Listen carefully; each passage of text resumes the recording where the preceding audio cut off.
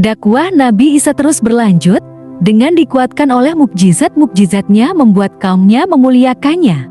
Ketika mukjizat Nabi Isa yang dapat menurunkan hidangan dari langit, dikatakan bahwa ribuan pengikut Nabi Isa memakannya dan makanan tersebut tidak habis. Setiap orang yang buta ia sembuh dari butanya dan setiap orang yang belang ia sembuh dari belangnya akibat memakan hidangan itu. Alhasil, setelah menyantap makanan itu, orang yang sakit sembuh dari penyakitnya. Maka hari turunnya makan itu dijadikan hari raya dari hari raya kaum Hawariyin dan para pengikut Nabi Isa. Isa terus melangsungkan dakwahnya sehingga kejahatan dan keburukan mengetahui bahwa singgasana mereka terancam hancur. Lalu pasukan keburukan bergerak untuk menangkapnya. Orang-orang Yahudi menyakitinya dan menuduhnya dengan berbagai macam tuduhan. Isa dikatakan sebagai penyihir dan sebagai orang yang mengubah syariat dan mereka menisbatkan kekuatannya yang luar biasa kepada kekuatan setan. Ketika mereka tidak lagi memiliki tipu daya yang dapat melumpuhkan Nabi Isa, dan mereka melihat orang-orang yang lemah dan orang-orang fakir berkumpul di sekitarnya, maka mereka mulai merencanakan suatu yang makar. Mereka mempengaruhi orang-orang Romawi untuk membantu mereka. Para pendeta Yahudi tidak memiliki kekuasaan untuk menetapkan hukum bunuh pada saat itu. Semua itu dilakukan oleh kekuasaan penguasa Romawi. Tetapi tampaknya mereka berhasil meyakinkan kekuasaan Romawi bahwa Isa telah membuat rencana untuk melengsarkan kekuasaan Romawi, atau mereka berhasil meyakinkan penguasa Romawi bahwa masalah yang mereka hadapi murni berkaitan dengan tradisi mereka dan keyakinan mereka. Meja pengkhianatan telah digelar di antara mereka dan dimulailah perundingan. Orang-orang Yahudi berusaha mencari titik temu dan mereka sepakat untuk memberinya 30 lempeng dari perak. Ini adalah harga yang biasa mereka lakukan untuk membeli seorang budak sesuai dengan syariat Yahud.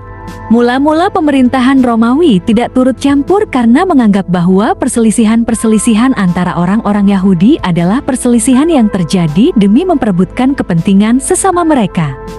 Lalu diadakanlah Majelis Sanhadurim, yaitu majelis undang-undang tertinggi dari kalangan Yahudi. Mereka berkumpul untuk membuat persekongkolan demi menyingkirkan Isa.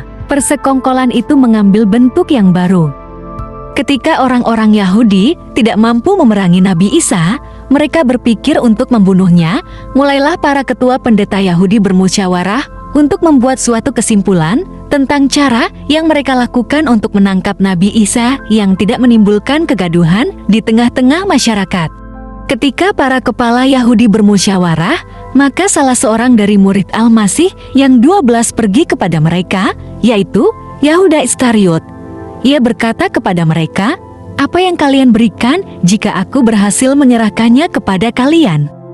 Kemudian mereka menyarankan agar penguasa tidak turut campur atas apa yang mereka tetapkan. Demikianlah konspirasi itu telah ditetapkan dan telah diputuskan bahwa Isa harus ditangkap dan kemudian disalib. Selesailah konspirasi yang menetapkan untuk menangkap Al-Masih dan kemudian membunuhnya. Dikatakan bahwa kepala pendeta Yahudi merobek-robek bajunya secara dramatis di suatu pertemuan agama dan ia berteriak, "Sungguh Isa telah kafir." Perobekan baju dalam tradisi orang-orang Yahudi dilakukan ketika mereka mendengar atau melihat sesuatu yang mengandung penghinaan terhadap Allah yang Maha Suci. Kemudian datanglah hari penangkapan Isa Al-Masih, akan tetapi Allah Maha Berkuasa atas segalanya. Allah melindungi nabinya dengan mengangkatnya ke langit. Ketika para tentara mendekat bersama Yahuda di tempat yang di situ terdapat Al-Masih, ketika Allah melihat bahaya akan mengancam hambanya, maka Allah merintahkan Jibril dan malaikat lainnya untuk mengambil Al-Masih dari dunia. Yahuda masuk secara paksa ke kamar yang disitulah Al-Masih diangkat ke langit. Saat itu, murid-murid sedang tidur semuanya, lalu Allah mendatangkan keajaiban yang luar biasa di mana Yahuda berubah cara berbicaranya dan juga wajahnya. Ia sangat mirip sekali dengan Al-Masih. Adapun ia Yahuda membangunkan murid-murid Al-Masih yang tertidur di sana.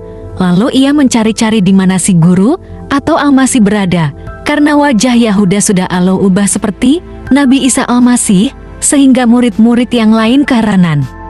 Salah satu dari murid itu berkata, "Bukankah engkau wahai tuanku guru kami? Apakah sekarang engkau telah melupakan kami?" Demikianlah kisah yang terdapat dalam Injil Barnabas. Yahuda murid Nabi Isa yang berkhianat, telah Allah mengubah wajahnya seperti Nabi Isa untuk menggantikan Nabi Isa yang hendak dibunuh dan disalib, sementara Allah melindungi kekasihnya dan nabinya Isa Al-Masih dengan mengangkatnya ke langit. Begitulah kisah dari Isa Al-Masih. Para ulama berkata, Al-Masih dinamakan Al-Masih karena ia mengusap bumi dan membersihkannya, serta usahanya untuk menyelamatkan agama dari fitnah di zaman itu, karena saking hebatnya kebohongan orang-orang Yahudi kepadanya, dan bagaimana usaha mereka untuk menciptakan dusta padanya dan kepada ibunya. Dan ingatlah ketika Allah berfirman, "Hai Isa putra Maryam, adakah kamu mengatakan kepada manusia, jadikanlah aku dan ibuku dua orang Tuhan selain Allah? Aku tidak pernah mengatakan kepada mereka kecuali apa yang engkau firmankan kepadaku, yaitu, sembahlah Allah, Tuhanku dan Tuhanmu, dan aku menjadi saksi terhadap mereka selama aku berada di antara mereka, maka setelah engkau wafatkan aku, engkaulah yang mengawasi mereka." Isa menjawab, "Maha suci engkau, tidaklah patut bagiku mengatakan apa yang bukan hakku mengatakannya. Jika aku pernah mengatakannya, maka tentulah engkau telah mengetahuinya. Engkau mengetahui apa yang ada pada diriku, dan aku tidak mengetahui apa yang ada pada diri engkau. Sesungguhnya engkau maha mengetahui perkara yang gaib, dan engkau adalah maha menyaksikan atas segala sesuatu. Jika engkau menyiksa mereka, maka sesungguhnya mereka adalah hamba-hambamu, dan jika engkau mengampuni mereka, maka sesungguhnya engkaulah yang maha perkasa lagi maha bijaksana. Kepunyaan Allah lah kerajaan langit dan bumi dan apa yang ada di dalamnya, dan Dia maha kuasa atas segala sesuatu." Quran Surah Al-Maidah ayat 116-120. Allah berfirman, "Ini adalah suatu hari yang bermanfaat bagi orang-orang yang benar kebenaran mereka, bagi mereka surga yang di bawahnya mengalir sungai-sungai. Mereka kekal di dalamnya selama-lamanya. Allah ridho terhadap mereka, dan mereka pun ridho terhadapnya." Al-Masih putra Maryam itu hanyalah seorang rasul yang sesungguhnya telah berlalu sebelumnya beberapa rasul, dan ibunya seorang yang sangat benar. Kedua-duanya biasa memakan makanan. Quran Surah Al-Maidah ayat 75.